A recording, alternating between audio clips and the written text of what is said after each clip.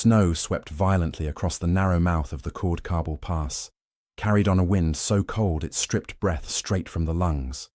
In the weak morning light of 6th January 1842, a vast, shivering mass of humanity struggled forward.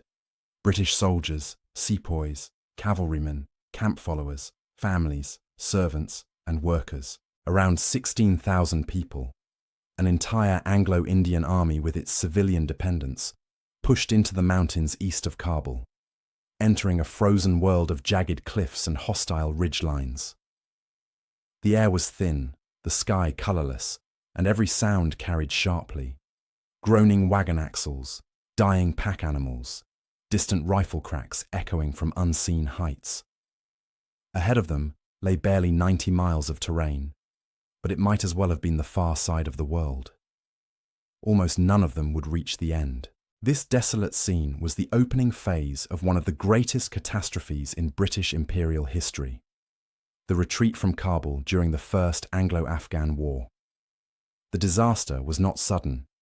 It was the culmination of 3 years of strategic miscalculation, political arrogance, and military indecision.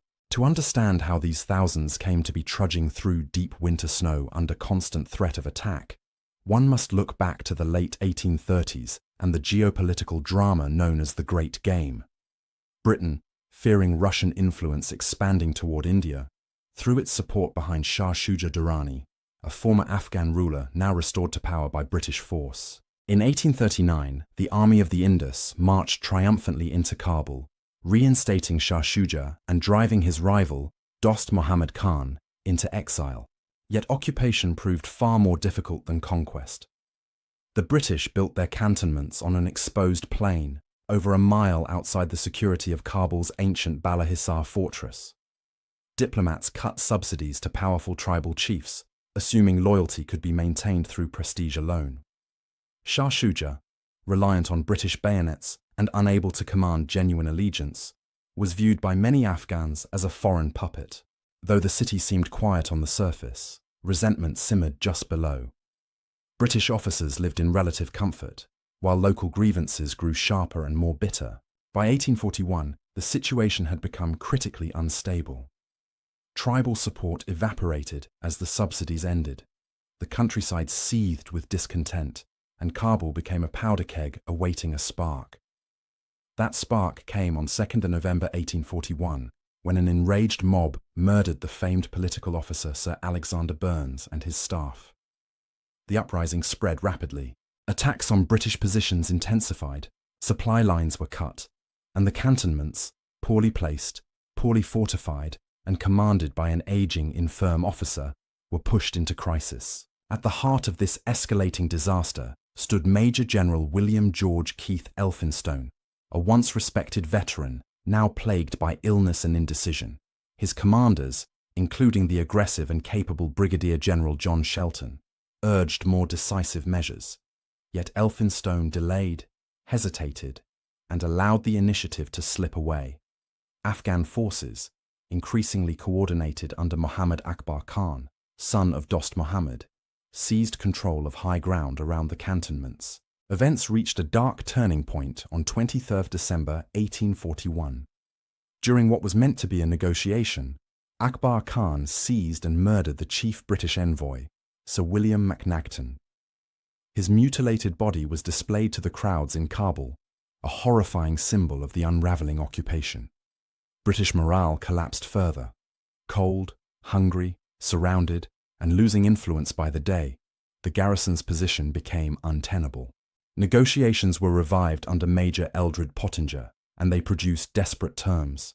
The British would surrender guns, ammunition, money, and hostages in exchange for safe passage to Jalalabad, where General Sir Robert Sale held a fortified position. Sale, having fought his own way out of Kabul earlier, had refused to return to aid Elphinstone, an act for which he would later be both criticised and credited. With no realistic alternative, the British agreed to the withdrawal. On 1 January 1842, the final terms were ratified.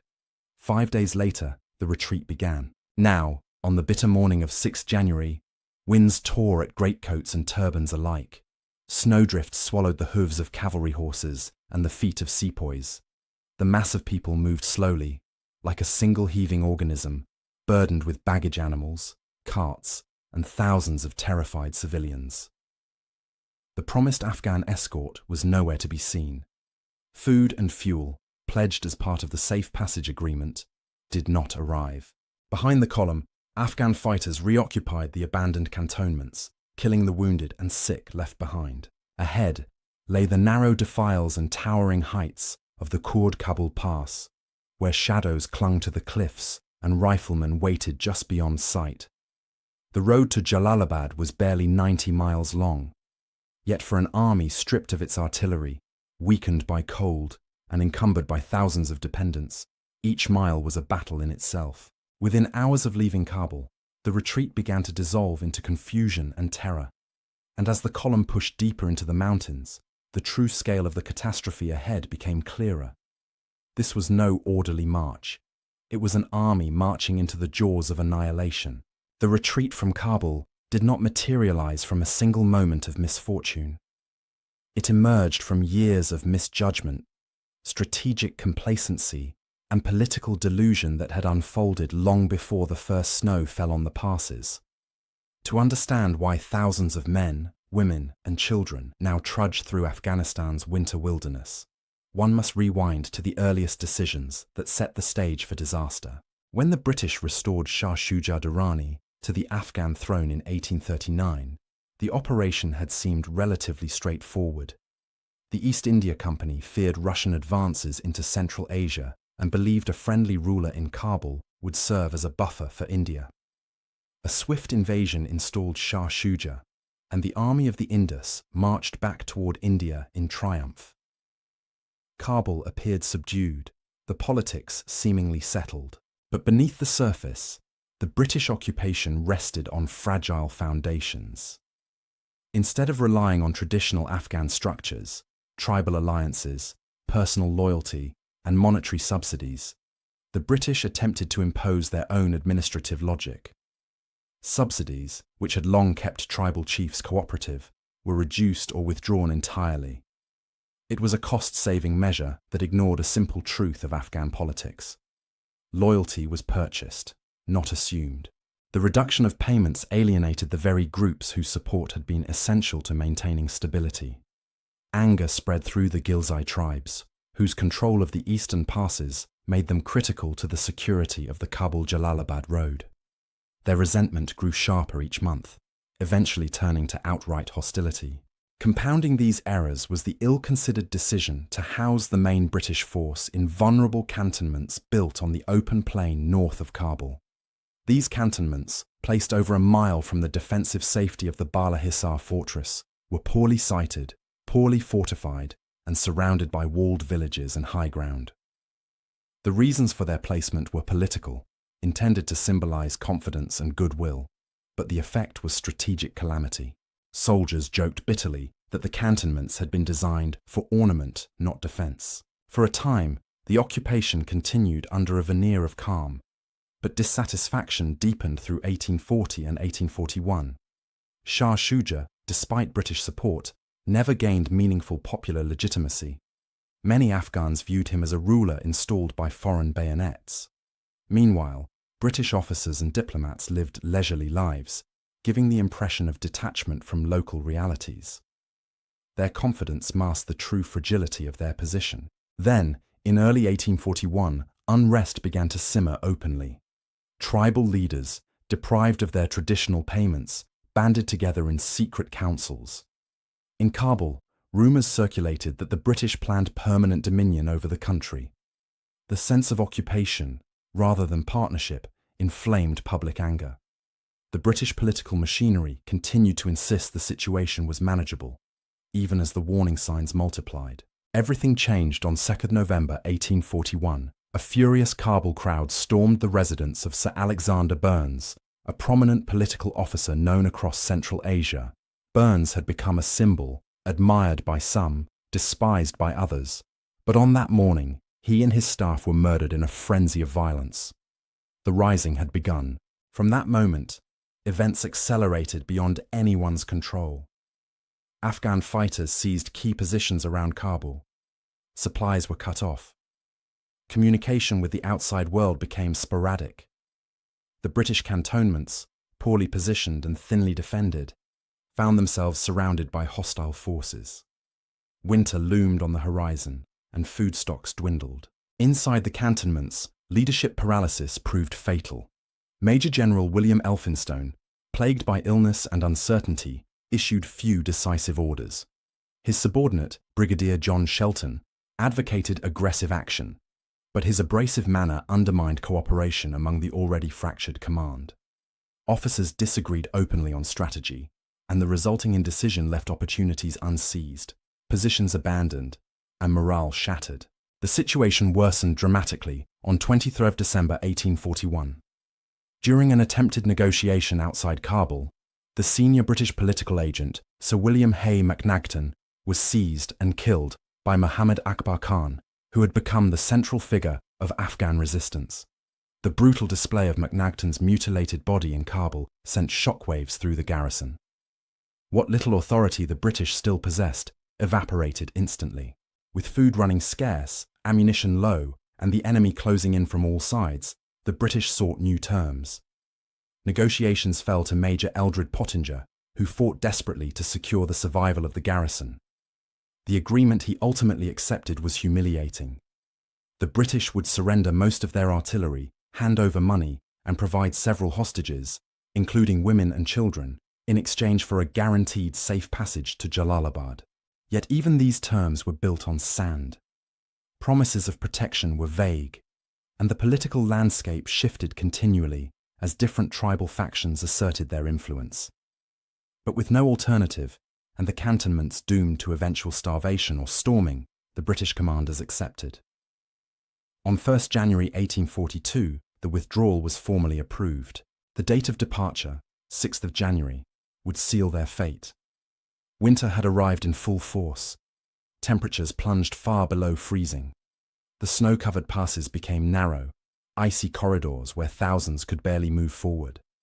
Wagons creaked under the weight of their cargo, animals stumbled on slick rocks, and the weaker members of the column, children, the elderly, the sick, fell behind almost immediately.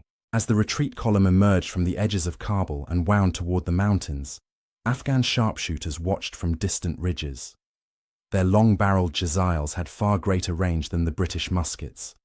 The invaders who had entered Kabul as conquerors now left it in a struggling, vulnerable mass. The passes ahead, Khoord Kabul, Tezin, Jugduluk, were infamous among travellers for their treacherous terrain. Now they would become the graveyard of an army.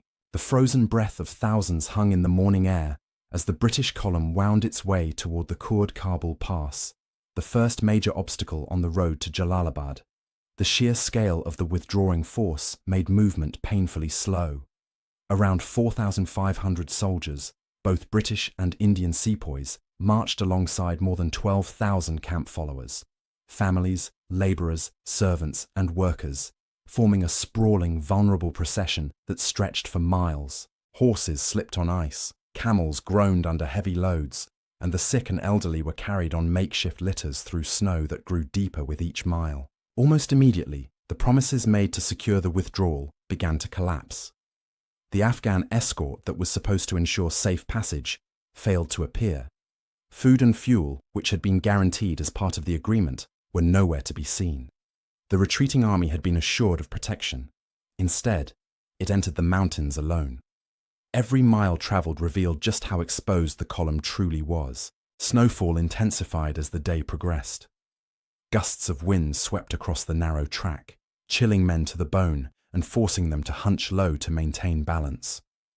Sepoys, many from Bengal, struggled badly in the Arctic cold.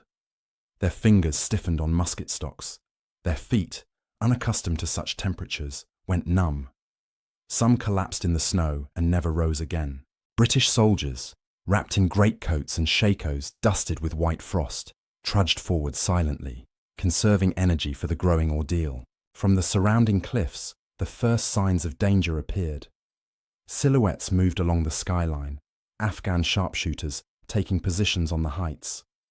Their long-barreled Jaziles, far more accurate at range than British smoothbore muskets, gave them a deadly advantage. The first shots echoed through the pass, cracking sharply before ricocheting off rocks. The bullets came from distances the British could not effectively respond to. Soldiers looked upward into the swirling snow, firing back blindly at figures they could barely see. As the column pressed deeper into the defile, the road narrowed. Jagged rock walls rose steeply on both sides, forming a natural firing gallery. Every turn in the path created new angles for the Afghans to strike from above. Under the icy conditions, movement slowed to a crawl. Confusion spread as sections of the enormous procession bunched together, then splintered apart as individuals sought any shelter they could find. Rearguard actions were hastily organized to protect the column's tail, where stragglers and camp followers were most vulnerable. The 44th East Essex Regiment of Foot, alongside units of the Bengal Native Infantry, attempted to maintain some semblance of order. Yet with no artillery, surrendered as part of the evacuation terms, there was little they could do to suppress the Afghan positions. Each hour brought new casualties. Men slumped onto the snow from exhaustion, only to be swept away moments later by attackers who surged down from the heights. The trail quickly became littered with debris. Dead horses and mules blocked the route, forcing survivors to squeeze past or climb over carcasses. Abandoned baggage, personal belongings, and shattered wagons marked where sections of the column had collapsed. Children stumbled through the drifts, alongside mothers carrying infants wrapped in thin cloths that did nothing to keep out the cold.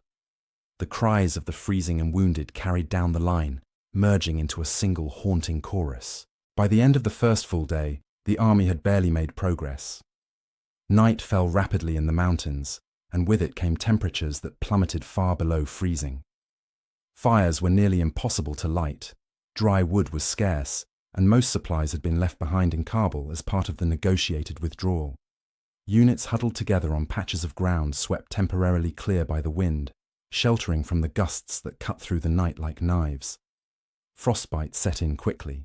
Men awoke to find fingers numb and blackening, or discovered that comrades beside them had died silently in the darkness. The following morning brought no relief. The Afghan attacks grew bolder. Sharpshooters harassed the column with continual sniper fire, targeting officers, gunners, and anyone who fell behind. Groups of Afghan fighters descended into the pass armed with Khyber knives, swords and spears, cutting down stragglers before melting back into the mountains.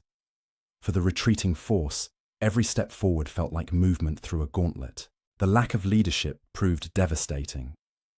Though commanders like Brigadier John Shelton attempted to impose discipline on their men, they were hamstrung by the indecision of Major General Elphinstone, whose health and confidence deteriorated rapidly.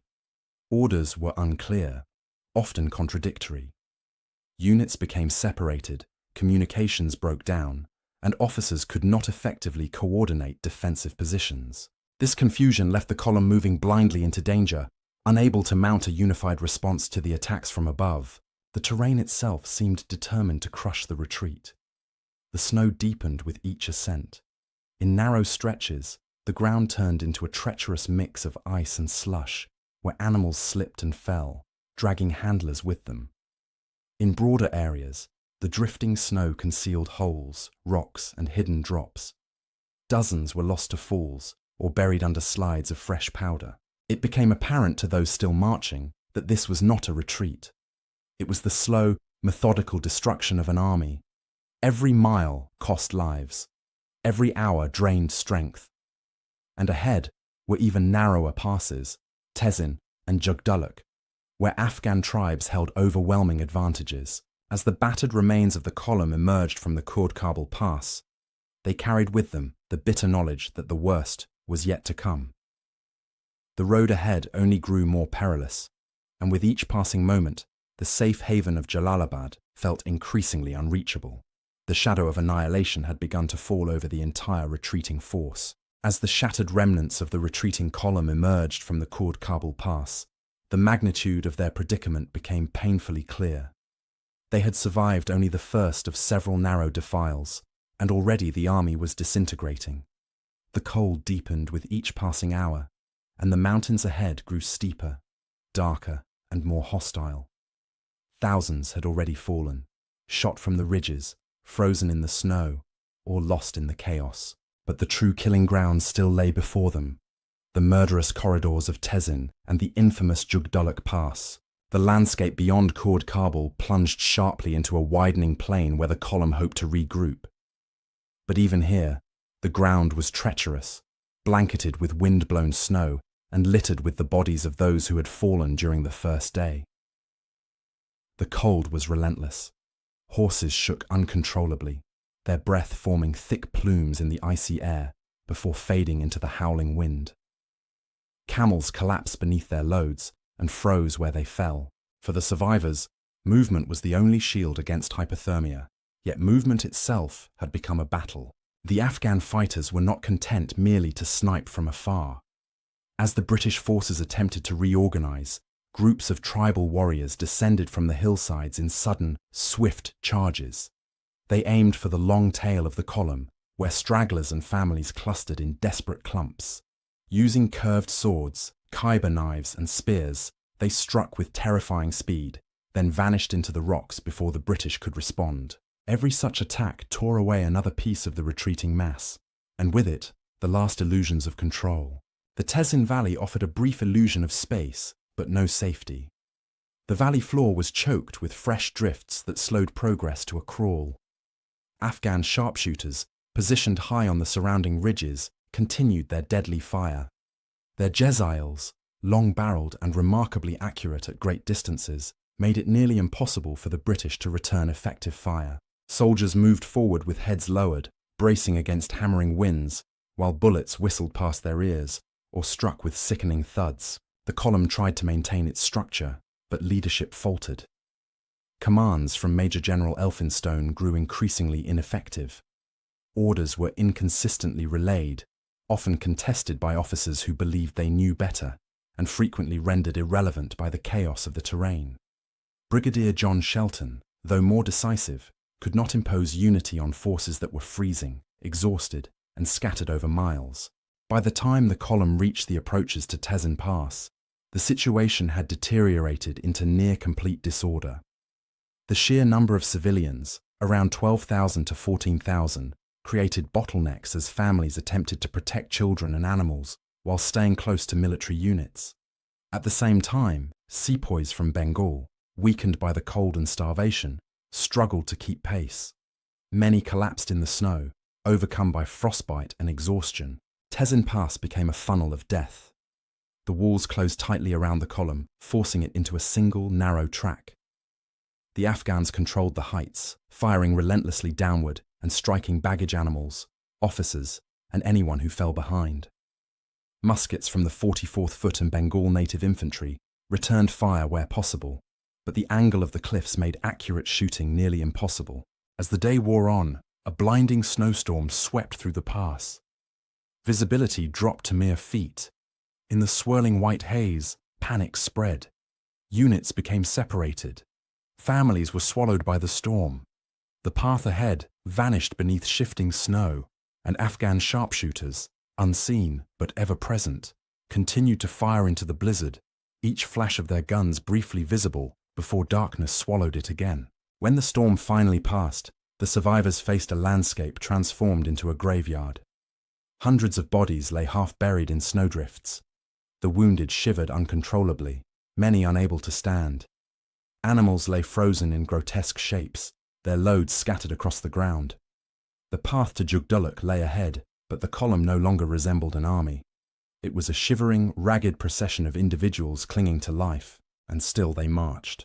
The approach to Jugdulluk Pass marked the moment when hope began to collapse entirely. The defile was narrow, twisting, and steep, with cliffs rising sharply on both sides. Even under ideal conditions, it would have challenged an organized military force. For a starving, frostbitten crowd, harried constantly by enemies above, Jugdulluk was a gauntlet from which few could expect to emerge. Before reaching the pass itself, the retreating column entered a broad basin where Afghan fighters tightened their encirclement. They descended in coordinated waves, using every fold of the terrain to strike unseen until the last moment. Afghans wielding Jezails picked off officers, targeting anyone who attempted to form a defensive position. Groups armed with knives and swords swept through parts of the column, cutting down the weak and unarmed. Negotiations continued in parallel with the slaughter. Muhammad Akbar Khan rode alongside the retreat, extracting more hostages from the British in exchange for promises of protection that were rarely honoured. Women, children, and officers were taken into custody with the assurance that their lives would be spared. Many accepted captivity over the certainty of death in the snow. Yet violence resumed the moment the talks broke off, and the Afghans made no effort to restrain the tribal fighters attacking from the heights. At last, the column approached the final choke point, the narrow ascent to Jugdulluk, where the path constricted into a series of steep switchbacks. The defile was already infamous among travellers who knew Afghan terrain well. To the exhausted survivors now approaching its mouth, Jugdulluk inspired dread. There was no room to manoeuvre, no space to form lines or squares, no cover from fire above. The British troops attempted to push upward, but progress became agonizingly slow. Men scrambled over frozen rocks, clutching their muskets while bullets rained down from sharpshooters positioned on every vantage point. The wounded fell and were trampled. The cold bit deeper with every step. By the time the vanguard reached the summit ridge, the column behind had collapsed into chaos. Only a fraction made it through. The rest were scattered across the slopes or pinned in deadly pockets where Afghan fighters closed in. Those who escaped Jugdulluk would soon face another horror, the final stand at Gandamak. The retreat had become a race between exhaustion and annihilation. And annihilation was winning. From the heights of Jugdulluk, the survivors looked down on a landscape scarred by death. Below them lay the shattered remains of the once mighty column that had left Kabul only days earlier. The path behind was marked by the blackened shapes of frozen bodies, scattered equipment, and abandoned animals lying stiff in the snow. Whatever semblance of an army had begun the retreat had now dissolved into a desperate, fragmented mass. Ahead stretched the final miles toward Gandamak, and beyond that, the distant promise of Jalalabad, a promise almost no one could realistically hope to reach. The descent from Jugdulluk exposed the survivors to fresh dangers. The valley floor was wide, but deeply covered with snow, punctuated by patches of rock and ice that made every step treacherous. Air hung heavy with cold, and even the strongest men felt their strength waning. The frostbite that had begun in the first days of the retreat had now spread through the ranks, blackening fingers and toes, numbing limbs, and rendering muskets difficult to load or fire. Many survivors clutched their weapons stiffly, unable to feel the trigger through frozen gloves. Afghan fighters continued to stalk the column. With their winter-hardened ponies and intimate knowledge of the terrain, they moved swiftly along the ridges, appearing suddenly in flanking positions before melting back into the rocks. The sharpshooters wielding long jaziles remained a constant threat. Their shots echoed through the cold morning air, and each crack of a rifle was nearly always followed by the collapse of another British or Indian soldier in the snow. In the wake of Jugdulluk, the retreating force became scattered into small groups. Officers attempted to impose structure, but the terrain and the sheer disintegration of morale made coordination impossible. Some clusters comprised only a handful of sepoys huddled together, trudging forward with their heads bowed against the wind. Others were larger mixes of British soldiers, Indian troops, and camp followers clinging to one another for warmth and direction. These groups moved independently, sometimes unaware of one another's presence in the swirling snow. Between these scattered fragments, Afghan fighters descended in sudden raids. They struck swiftly at pockets of stragglers, using knives and swords to finish those too weak to resist. Women and children, exhausted and terrified, were swept up in these encounters, some captured, others killed, and many simply lost in the confusion. The winter landscape seemed to swallow people whole. Throughout this chaos, Muhammad Akbar Khan remained a shadowy presence.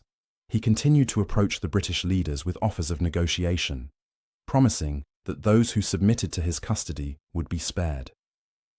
Many chose captivity over certain death on the road. High-ranking officers, women such as Lady Sale, and other prominent individuals were delivered into Afghan custody on the assurance they would be treated as honoured hostages. Yet while these individuals were carried off to comparative safety, the relentless fragmentation of the column continued. The 44th East Essex Regiment of Foot, though severely depleted, attempted to maintain a coherent defensive force. Their numbers had been ravaged by combat, frostbite, and exhaustion, yet they retained enough discipline to serve as a nucleus for surviving soldiers seeking protection. Alongside remnants of the Bengal native infantry, these men trudged on, forming a grim, determined vanguard toward Gandamak.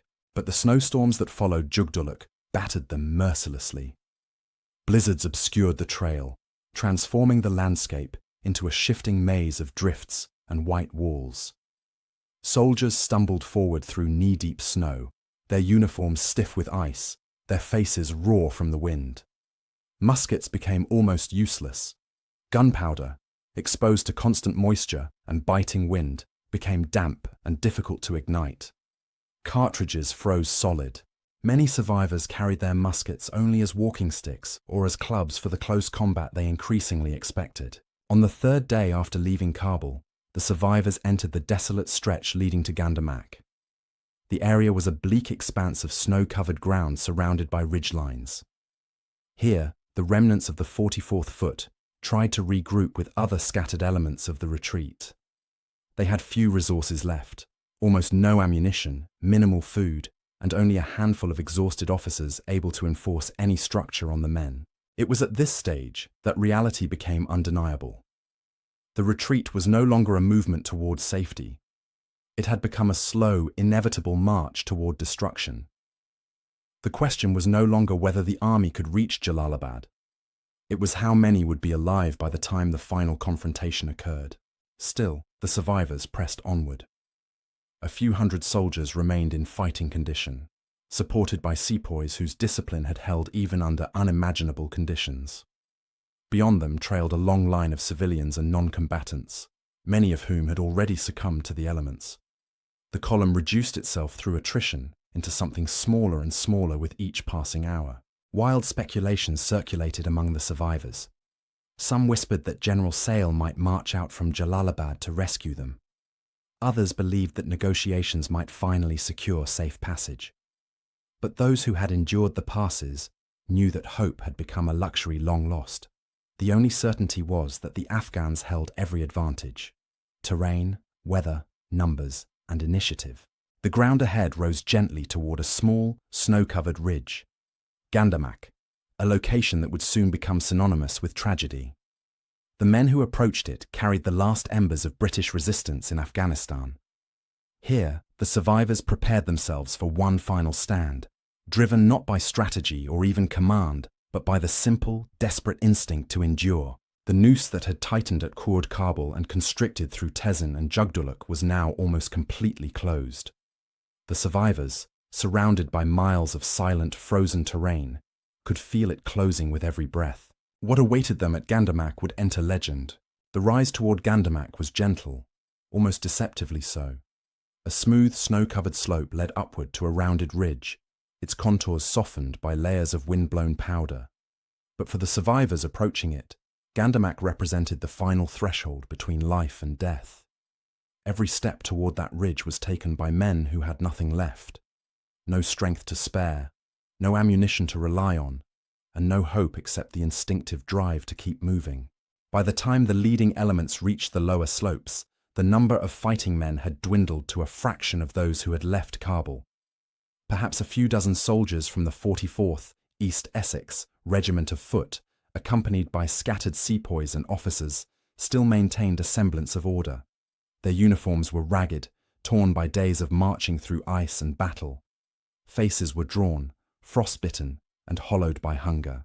Many no longer had boots. They walked on bandaged feet or scraps of cloth wrapped tightly around their ankles. Behind them trailed a miserable remnant of camp followers and non-combatants who had somehow survived the earlier horrors of the retreat. Women clutched children against their chests, shielding them from the wind. Men leaned heavily on makeshift staffs or each other, driven forward by sheer will. The retreat had become a slow-motion collapse, and Gandamak was its final gathering point. At dawn, the landscape lay still and silent. The air was crisp and painfully cold, each breath burning the lungs. The snow glistened faintly in the pale morning light. Footprints, thousands of them, marked the path behind, a ghostly trail showing where the retreat had steadily disintegrated. Ahead, the ridges surrounding Gandamak loomed like jagged teeth. It did not take long for the survivors to realize they were surrounded. Dark shapes appeared on the ridgelines, Afghan fighters taking position, their silhouettes stark against the horizon. More gathered in the folds of the terrain, moving with confidence and purpose. They were Ghilzai tribesmen and other warriors who had tracked the British relentlessly through the passes. Their jezails, long-barreled and remarkably accurate, gave them overwhelming advantage atop the heights. The British had almost no ammunition left. Most soldiers carried muskets loaded with their final cartridge, or had none at all. Powder had become damp during the retreat, rendering many rounds useless. Some survivors clutched their muskets by the barrel, knowing they would soon need them not as firearms, but as clubs. Forming a defensive position was the only option. The remnants of the 44th Foot gathered on a small snow-covered knoll at the crest of the ridge. Their numbers were pitiful, perhaps 20 officers and 45 men, though exact counts were impossible. They arranged themselves in a rough semicircle, angling what weapons remained toward the approaching Afghans. It was less a formation than an instinctive attempt at cohesion, the final flicker of regimental discipline. The Afghans began to advance. They came not as a disorganized mob, but in cautious, tightening arcs, spreading out across the slopes to surround the British completely. From the heights, sharpshooters fired down into the defensive cluster. Jezail bullets kicked up small bursts of snow around the soldiers, or struck with lethal precision, knocking men backward or sideways as they tried to rise and return fire. A few muskets cracked from within the British circle, ragged, scattered shots using the last remaining powder. The sound was feeble compared to the steady rhythm of Afghan fire from above. Soldiers fumbled with cold, stiffened fingers to ram cartridges down barrels, but most muskets misfired or would not ignite at all. The British defensive line grew thinner with each passing minute. As the Afghans closed in, the engagement shifted into brutal close combat. Sword-wielding tribesmen charged down the slope, their cries cutting through the cold air. The British responded with bayonets and the clubbed stocks of their muskets.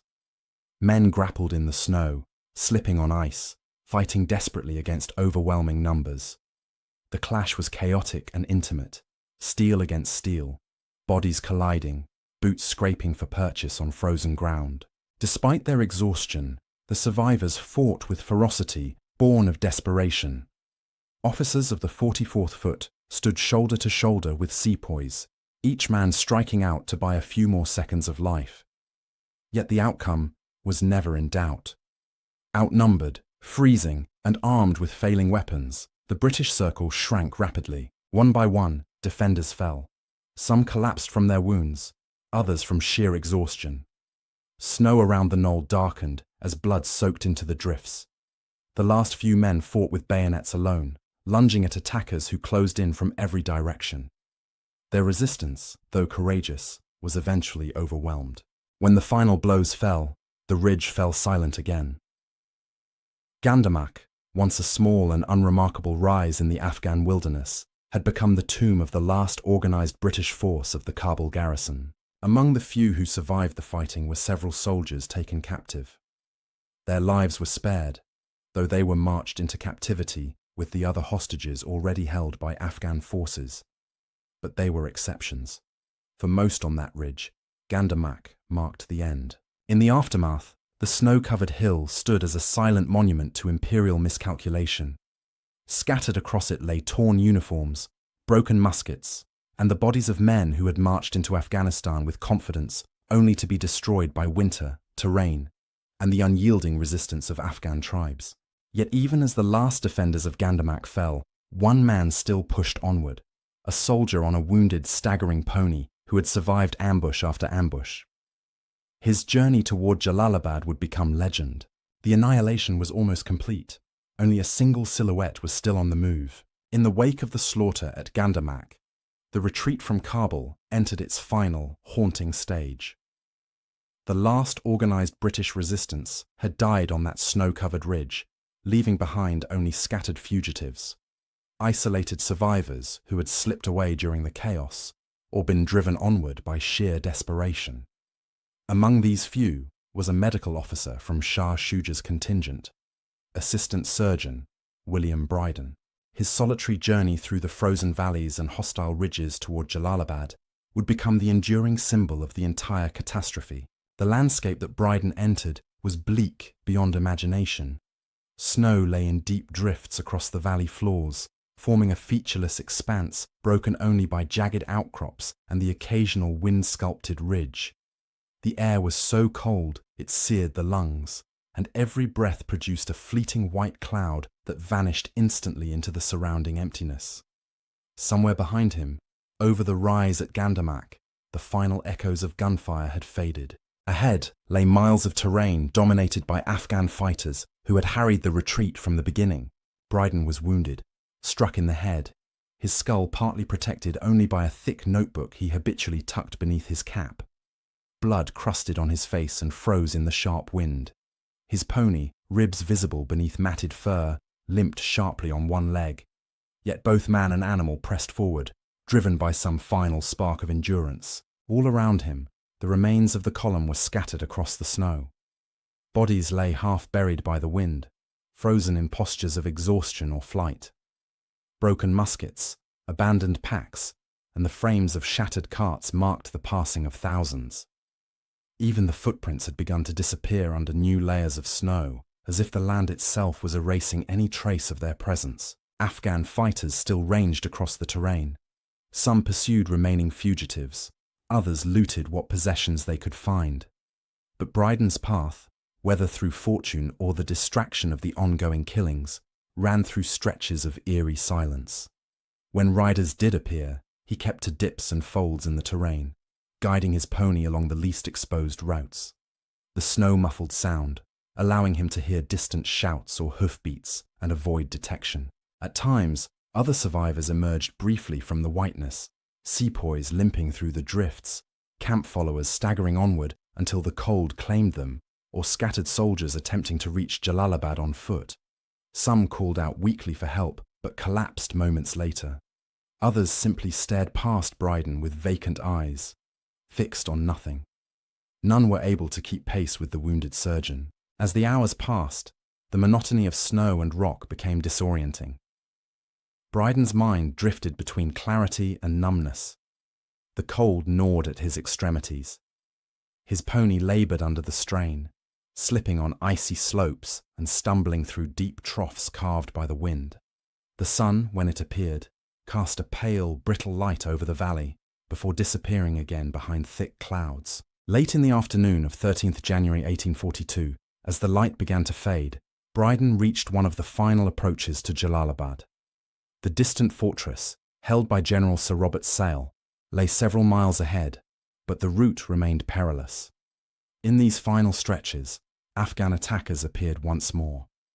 Riders armed with swords and jezails descended from the heights, closing in on the lone survivor. In a desperate burst of speed, Brydon urged his pony forward, relying on the last reserves of the animal's strength. Shots cracked across the valley. One struck the dying pony, another grazed Brydon himself, but momentum carried him forward. The attackers fell behind. At last, as the sun dipped below the horizon, Brydon glimpsed the walls of Jalalabad rising through the shifting snow. The fortress loomed as a dark, solid shape, an island of safety amid a sea of death. The pony staggered, slowed, and then collapsed beneath him, spent. Brydon pushed himself free, stumbling through the final stretch toward the gates. The sentries on the walls, scanning the desolate plain for any trace of the retreating army, saw only a single figure approaching. A man on foot, limping heavily, covered in frost and blood. When they reached him and desperately asked for the whereabouts of the rest of the army, Brydon reportedly answered with a bleak, simple truth. He was the army. His arrival marked the symbolic end of the retreat from Kabul.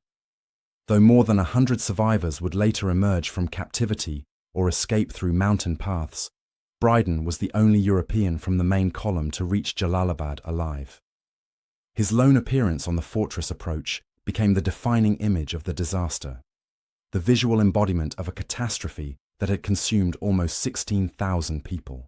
Inside the walls, word spread quickly. Officers and soldiers who had feared the worst now learned that the retreat had ended in annihilation. Among them was General Sale, whose earlier decision to fight his way to Jalalabad and refuse to return to Kabul was now seen in a different, more tragic light. The fortress braced itself for the possibility of siege, knowing that Akbar Khan's forces might soon move against them.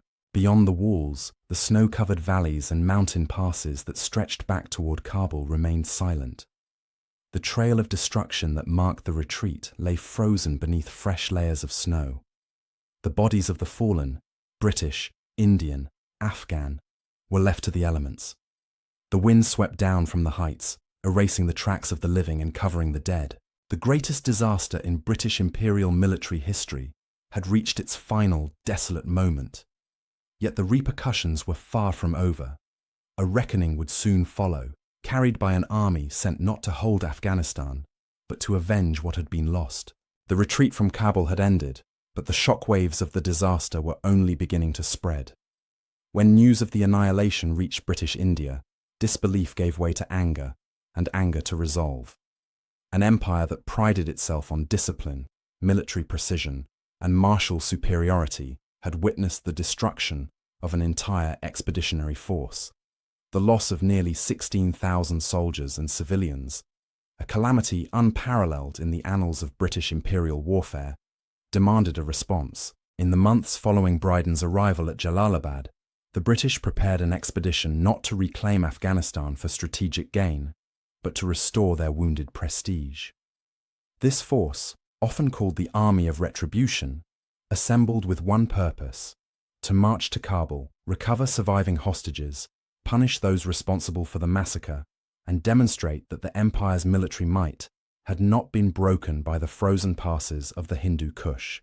Meanwhile, inside Jalalabad, General Sir Robert Sale's garrison remained on high alert. The fortress stood isolated, its defenders aware that they were now the final British stronghold in eastern Afghanistan. The possibility of an Afghan assault loomed throughout the winter of 1842, yet Sale refused demands to surrender. Instead, his troops fortified their positions, strengthened supply lines, and prepared to withstand prolonged pressure. Jalalabad became both refuge and rallying point, the lone reminder that British arms still held a foothold in the region. Outside the fortress walls, the Afghan countryside simmered with uncertainty. While Muhammad Akbar Khan enjoyed widespread support following the defeat of the British retreat, tribal alliances remained fluid. Afghanistan was never a unified state under a single power for long, and the dynamics that had allowed Akbar to lead the uprising also ensured that rival factions continued to vie for influence. As winter gave way to spring, divisions among tribal leaders opened the door for the British counteroffensive. When the Army of Retribution marched from India under General Pollock in 1842, its progress through the mountain passes was deliberate and devastating. Sherpas, engineers, and artillery teams worked tirelessly to clear routes blocked by snow and rockfalls. Cavalry scouts advanced ahead, flushing out ambushes and securing high ground. The lessons of the retreat were applied with meticulous care. Wherever resistance appeared, it was met with overwhelming force, rifle volleys, disciplined infantry advances, and calculated artillery strikes that shattered fortified positions. The Army of Retribution's approach to Kabul was marked by a grim recognition. They marched along the same road where the retreating column had been massacred. As they passed through the Kurd Kabul Pass, the Tezin Valley, and the Jugdulluk Pass, the soldiers saw the frozen remains of the retreat. Skeletons lay scattered on ridges. Shreds of uniforms fluttered in the wind. Rusted bayonets and splintered muskets protruded from the snow like markers of a battlefield graveyard. The rugged terrain still bore the scars of the earlier struggle. In Jugdulluk, the Army of Retribution found a particularly haunting sight.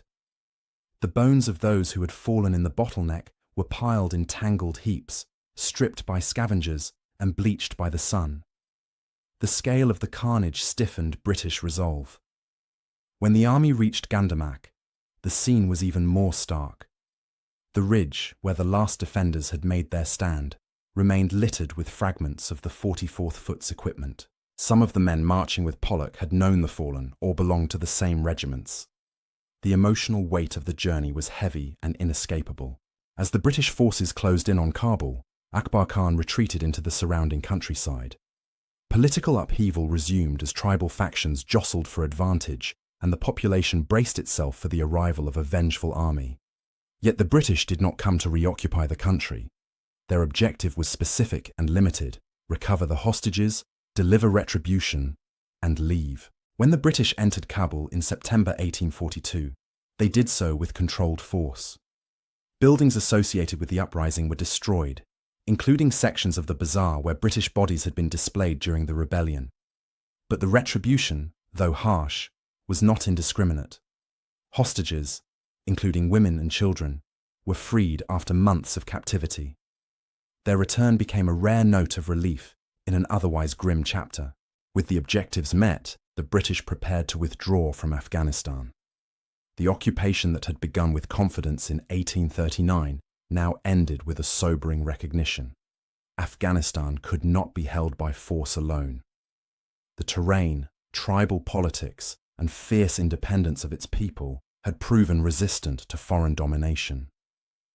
The empire learned a lesson that echoed decades into the future. Dost Muhammad Khan, the ruler who had been deposed at the war's outset, returned from his captivity in India and resumed leadership. His restoration marked the end of British intervention in Afghanistan for a generation. The First Anglo-Afghan War closed not with triumph, but with acknowledgement of its futility, and with a resolve to avoid repeating its mistakes. Yet the legacy of the retreat from Kabul endured. It became a cautionary tale told across the British Empire, a sobering reminder that even the most powerful armies could be undone by misjudgment, unfamiliar terrain, and determined resistance. The image of William Bryden riding alone into Jalalabad entered the collective memory of Victorian Britain. It symbolized not only the tragedy of the lost army, but also the resilience of those who endured its horrors. For Afghanistan, the events of 1842 reinforced a long-standing identity, a land that would not bow to foreign rule.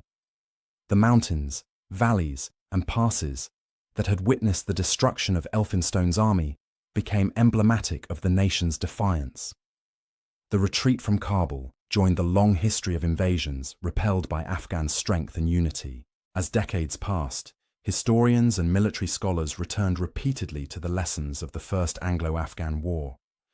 They dissected the strategic errors, the failure to respect Afghan politics, the arrogance of occupying Kabul without understanding its complexities, the misplacement of the cantonments, and the catastrophic leadership during the retreat.